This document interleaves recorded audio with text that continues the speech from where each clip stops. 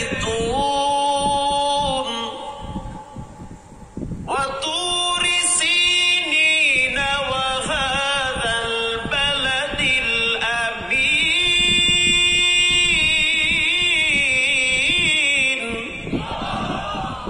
আল্লাহ রাব্বুল আলামিন বলেন তিন ফলের কসম, তিন একটা ফলের নাম ব্যবহার করলে ক্যান্সার রোগও চলে যাবে, থাকবে না। জাইতুন একটা ফলের নাম, ওখান থেকে তেল তৈরি হয়। জাইতুনের তেল বড় দামি তেল, আল্লাহর রাসূল জাইতুনের তেল ব্যবহার করত। সুবহানাল্লাহ। এই দুইটা ফল অনেক দামি ফল। এই দুইটা ফলের ব্যাপারে রব্বুল আলামিন শপথ করেছেন, জিনিস যত দামি হয় আল্লাহর কাছে সেটার মূল্য তত বেড়ে যায়। আল্লাহ যেই জিনিসের ব্যাপারে শপথ করে বুঝতে হবে সেটা কোনো নরমাল জিনিস হতে পারে না। এই দুইটা ফল খুব দামি ফল। এরপরে আল্লাহ তাআলা বলেন ওয়াতুরি সিনিনা ওয়া হাযাল বালাদিল আমিন।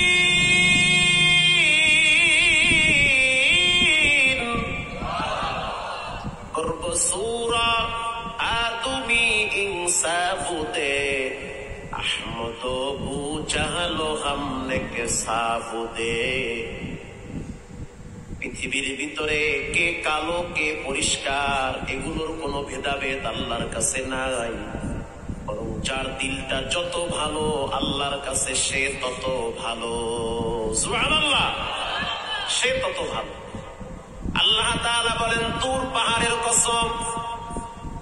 তুর একটা পাহাড়ের নাম সিনাই তুর, যেই পাহাড়ে দাঁড়াইয়া একজন নবী বিনা পর্দায় কথা বলেছেন, তিনি হলো পয়গম্বর মুসা আলাইহিস সালাম। আল্লাহর সাথে কথা বলতে বলতে একটা ভাব তৈরি হয়ে গেছে। এবার বলে রব্বি আরনি, আয় আমার রব তোমার একটু দেখতে মনে চায়।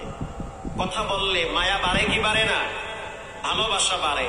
আড়াল থেকে কথা বলো, এত সুন্দর কথা, একটু আমারে দেখা দাও। আল্লাহ রাব্বুল আলামিন বলেন লান তারানি, মুসা তোমার চর্ম চোখ দিয়ে আমি আল্লাহরে দেখতে পারবা না। মুসা নবী কি ঠান্ডা নবী না গরম নবী? নরমাল গরম না বেশি গরম? বেশি গরম। মুসা আলাইহিস সালাম বললেন যা আমি দেখবই দেখবো। আল্লাহ রাব্বুল আলামিন বললেন মুসা তাহলে একটু তুর পাহাড়ের দিকে তাকাও। মারহাবা, পাহাড়টার দিকে তাকাও। ফালাম্মা তাজাল্লা রব্বুহু জাআলা দাক্কা, একটু তাকাও পাহাড়ের দিকে। যদি পাহাড়ের দিকে তাকাও তো আমার একটা নূর তুমি দেখতে পাবে। 70,000 নূরের পর্দা ভেদ করে আল্লাহ পাকের একটু নূর পাহাড়ে আল্লাহ ছেড়ে দিয়েছে। মুসা আলাইহিস সালাম তাকাবার সাথে সাথে বেহুশ হয়ে গেছে। পুরা পাহাড়ে আগুন ধরে গেছে। আল্লাহু আকবার। সেই পাহাড়ের সুরমা দিয়া মানুষ চোখে লাগায়। আল্লাহর হাবিব সুরমা ব্যবহার করত। কেউ যদি সুরমা ব্যবহার করে তার চোখের পাওয়ার নষ্ট হবে না। কেউ যদি সুরমা ব্যবহার করে তার ব্রেন ঠান্ডা থাকবে। এখন তো বাংলাদেশে অরিজিনাল সুরমা পাওয়া যায় না। ওই দেশের সুরমা বাংলাদেশে আসতে আসতে অর্ধেক 2 নম্বর হয়ে যায়। সেই পাহাড়ের কসম করেছেন রব্বুল আলামিন। এরপরে আল্লাহ তাআলা আরো একটা কসম করেন ওয়াহাদাল বালাদিল আমিন, পবিত্র মক্কা নগরীর কসম।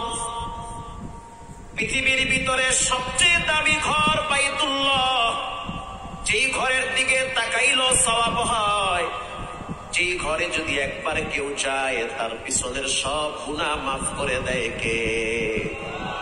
বাইতুল্লাহ। আল্লাহ কোরআনে বাইতুল্লাহর ব্যাপারে বলেন ইন